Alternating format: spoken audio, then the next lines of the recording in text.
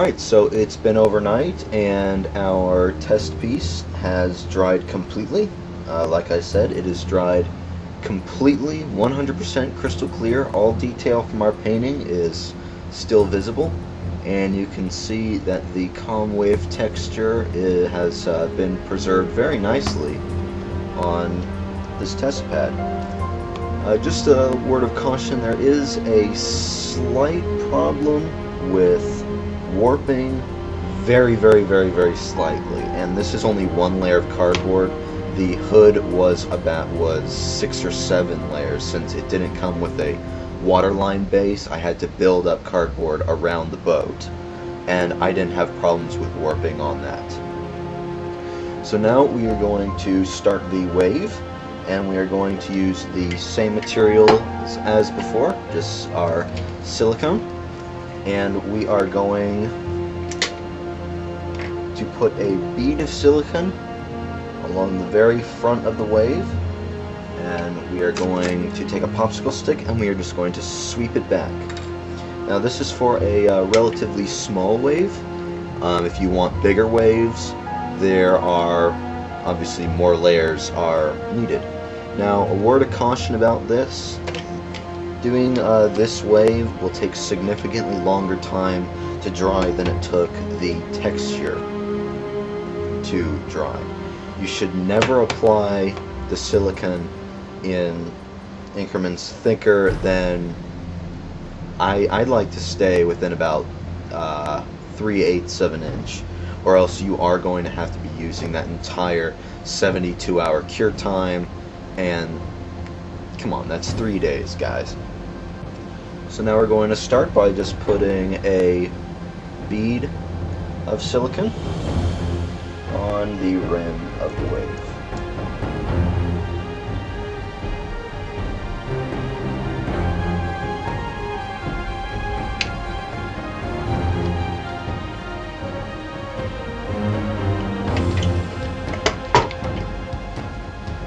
Now we have our bead of silicone.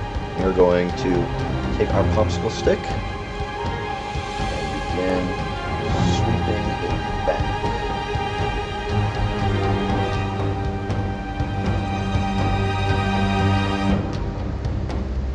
And you want to keep that front edge as round as possible, because the bead actually makes a great front surface for these waves.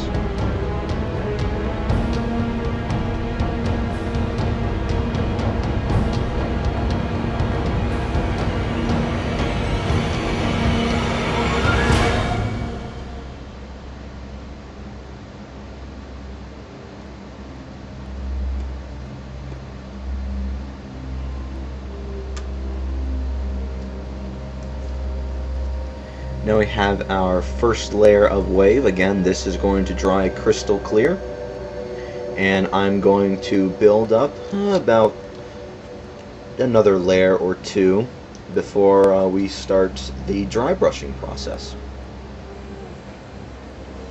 So after a few days, I have managed to build up about 2 layers on the wave.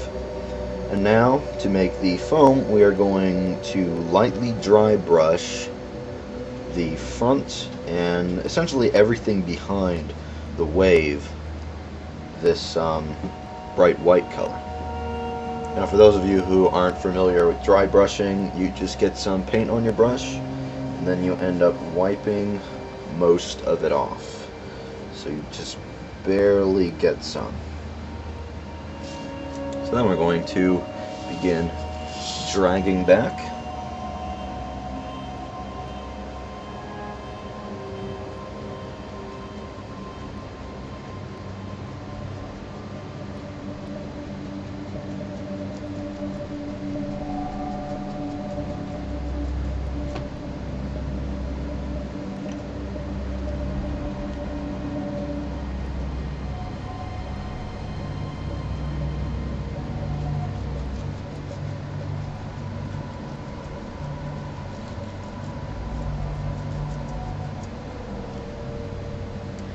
Now personally, I really like the effect this gives, so I do a very, very, very heavy dry brushing on almost any surface I possibly can that is available for it.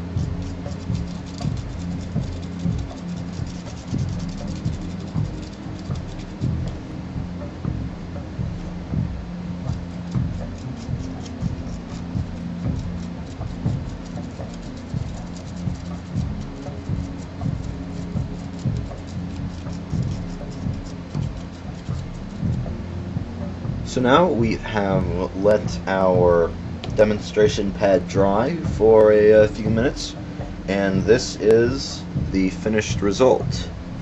We have a lot of shine, we have a lot of texture, and this is why I like the dry brushing heavily so much, because it brings out all the crests of those little waves that we were making earlier. My apologies for the glare, but this surface is very shiny. The waves turned out fairly nicely with a bit of sea foam on the top. You can thicken that up if you'd like. I preferably like to keep my if your ship is in low speed, the waves aren't too big and they aren't as frothy. So this concludes this tutorial on making wave water effects. I hope you enjoyed it, and I hope you all make some really good models with it. And thanks to all the people that commented and PM'd me about making this tutorial. I had a great time and I love doing these kinds of things. Thanks everyone. See you on the next video.